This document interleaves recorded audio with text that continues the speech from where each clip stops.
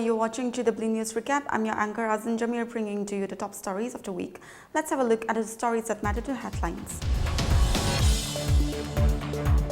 The dead body of a 35-year-old mother was found in a suspected rape and murder in Pimla, Jammu Kashmir, sending shock waves across the Naga social spectrum. The Nagaland police has formally registered a criminal case against Rennie Wilfred IS in connection with allegations of sexual and mental harassment of female staffs. The long-standing border dispute between Assam and Nagaland has reignited tension as hundreds of farmers stage a large-scale protest at Shantipur in the Marabani border area. The death toll in a nightclub roof collapse in the Dominican Republic rose to 226 as authorities said they had returned all victims' bodies to their loved ones. Let's have a look at the news in details. The dead body of one woman was found in a suspected rape and murder, sending shock waves across the Naga social spectrum. The lifeless body of the victim, a vegetable vendor by profession and around 35 years of age, was discovered half-clothed and throat slit at a secluded area in Pimla village, Jammu Kashmir, on April 7. Details of the subsequent police investigation remained vague, but as per official sources, the victim was said to have been last seen around 10 to 11 a.m. Her body was found hours later in the evening at around 7 p.m. following a search by villagers. What the police investigation have yielded so far included the recovery of the suspected murder weapon, a dao, in a pond near where the body was found. As per sources, at least 6 suspects were detained for interrogation by the police.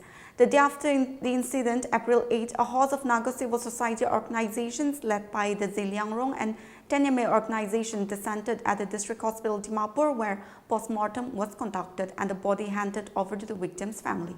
The organization included the Ziliang People's Organization Dimapur, Ziliang Women Organization Dimapur, Teneme Women Organization, Teneme Union of Dimapur, Newland and Jammu Kashmir, Teneme Youth Organization, Maikam Village Council and Dimapur Our Youth Organization. Meanwhile, a public rally was held on April 11 at Maikam local ground in Parent to protest the alleged rape and murder of a woman earlier. During the rally, a memorandum was submitted to the Additional Deputy Commissioner of Chalukhi detailing several demands. This included a thorough and impartial investigation into the case and the immediate arrest and prosecution of the perpetrators under relevant provisions of the law. It also called for setting up a special task force and other enhanced security measures to prevent such crimes in the future. Protests erupted in Nagaland after the centre announced its decision to scrap the free movement regime and erect fencing along the India-Myanmar border. Communities across the state, especially those living in border areas, strongly opposed the move, citing fears that the fencing would split ancestral lands and serve long-standing social, cultural and familial bonds. The Yimkyong Tribal Council on April 12 led a massive public rally in Pongro Town, Kifuri district, where demonstrations urged the centre to reinstate the FMR. Protesters also submitted a memorandum to Union Home Minister Amit Shah through the Additional Deputy Commissioner of Pongro, calling for immediate intervention. The agitation intensified statewide, with tribal bodies stressing the critical role of FMR in preserving traditional cross-border ties among Naga communities living on either side of the border. Similarly, the Ankami Public Organization and various Naga tribal groups staged a major protest in Kohima on April 9. Earlier, on April 3, the Naga People's Front and the Kemyangan Tribal Council organized a large rally at ITC Dan in Noklak district. The Nagaland Police Headquarters has formally registered a criminal case against Rennie Wilfred IS, who was the Joint Secretary of Investment and Development Authority of Nagaland, in connection with the allegations of sexual and mental harassment of female staff members at the ITAN office in Kohima. Accordingly, the BHQ has constituted a special investigation team headed by a senior IPS officer to investigate the case. As per PHQ Order Number PHQ IGP CID 182 2009-25 200 dated April 5, 2025, 4 additional officers have been co-opted into the SIT to assist in the investigation.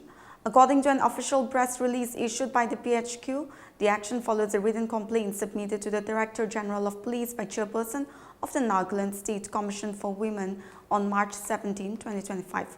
Police said that the complaint was based on verbal information earlier revealed to the NSWC by Abu Mehta, chairman of ITAN, on February 27, 2025 regarding certain allegations of sexual and mental harassment towards some of the female employees of ITAN office by Rani Wilfred.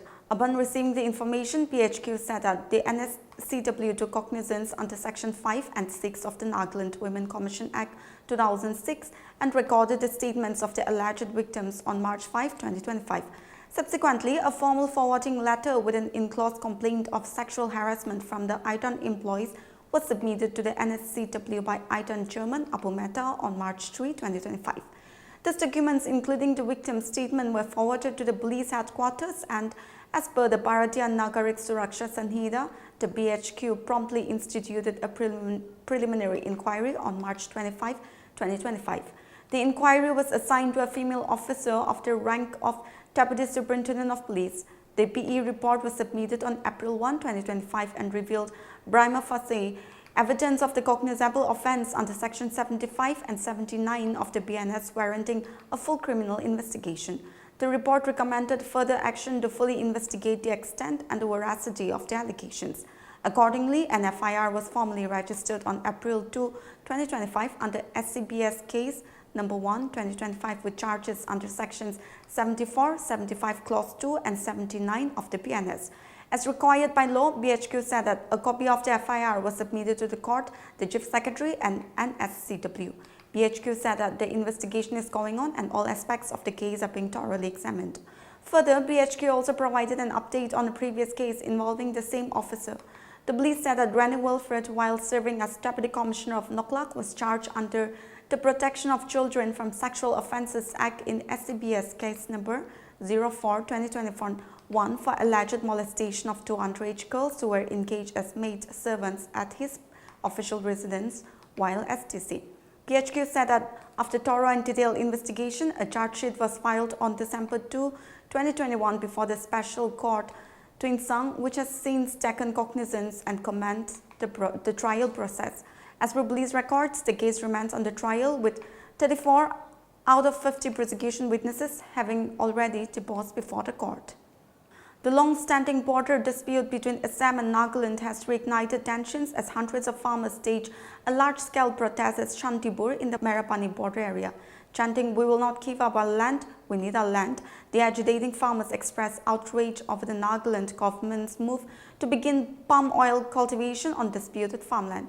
The protest comes in response to a directive issued by the Nagaland Agriculture Department, which prohibits all agricultural activity on a 1,200-acre tract of fertile land in the Welkori seed farm area, land that local Assamese farmers have been cultivating for decades under informal arrangements, despite its location in the contested region. Farmers allege that the Nagaland government is attempting to assert control over the area by initiating palm oil plantation projects on land they claim is within Assam's territory but has been systematically encroached upon over the years.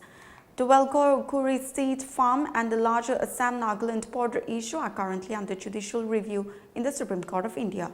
However, the Nagaland administration's latest move has triggered fresh unrest among approximately 1,000 farming families who rely on the land for their livelihood. The farmers have accused the Nagaland government of acting unilaterally and aggressively without any consultation or legal resolution, further escalating tensions in the already sensitive border zone. Extradited from the US to face trial in India on accusations of conspiring to carry out the 2008 Mumbai terror attacks, Jawahar Rana landed in Delhi on April 10 evening, immediately after which the officers of National Investigation Agency formally arrested him. Rana, whom the NIA described as the key conspirator and mastermind behind the 2008 attacks that killed 166 people, was escorted to Delhi by National Security Guard and NIA personnel aboard a flight from Los Angeles. A Canadian citizen of Pakistani origin, Rana was brought to India to face the government's charges after Washington moved to extradite him and the US judiciary upheld his extradition over multiple rounds of appeal. Rana's extradition has marked a major step in India's effort to bring individuals involved in terrorism to justice, irrespective of which part of the world they had fled to, the NIA said. He is accused of conspiring with US citizen David Hadley and with operatives of the Lashkar-e-Taiba and Harkat-ul-Jihad Islami terror outfits to execute the 2008 attacks, the NIA noted. Years before his extradition to India, Rana in 2011 was convicted by a US court of providing material support to Let, although he was acquitted of conspiring to provide material support to the Mumbai attacks. He had also been convicted of providing support to a terrorism plot in Denmark. His trial in the US revealed that in the years leading up to 2008, he supported the opening of a Mumbai branch of his Chicago-based immigration firm, which his childhood friend Hatley used as a front to locate sites for the attacks on behalf of the LTT. Rana also assisted Hatley with obtaining Indian visas. The extradition to India was approved by a US District Court in California in May 2023, following which other courts, including the US Supreme Court, ultimately denied him relief. He was in judicial custody when he was transported to India. The death toll in a nightclub roof collapse in the Dominican Republic rose to 226 as authorities said they had returned all victims' bodies to their loved ones. Officials said 189 people were rescued alive from the rubble of the popular venue in the capital, Santo Domingo. More than 200 were injured, with 15 of them still hospitalized, including 5 in critical condition. Earlier on April 8, the roof at the nightclub Jet Set collapsed during a merengue concert. Politicians, athletes and a fashion designer were among those enjoying live music when disaster struck. As of April 12 morning, people remained at a forensics institute waiting for the return of their loved ones' bodies. Later in the day, health authorities said all 206 bodies had been returned to the victims' families. Victims identified so far include former Major League Baseball players Octavio Total and Tony Enrique Blanco Cabrera. Nelson Cruz, the governor of the northwestern province of Monte Cristi, whose brother is 7-time MLB All-Star Nelson Cruz, also died.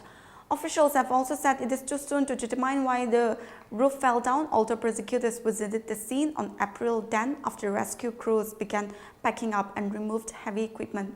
President Luis Abinader and First Lady Raquel Arbeja attended the burial of singer Ruby Perez in Santo Domingo's National Theatre. Perez had been performing on the stage at the back Jet Set Club when dust began falling from the ceiling, and seconds later, the roof caved. Mourners clad in black and white streamed into the theatre, and some doubled over in tears as a recording of Perez singing the national anthem played.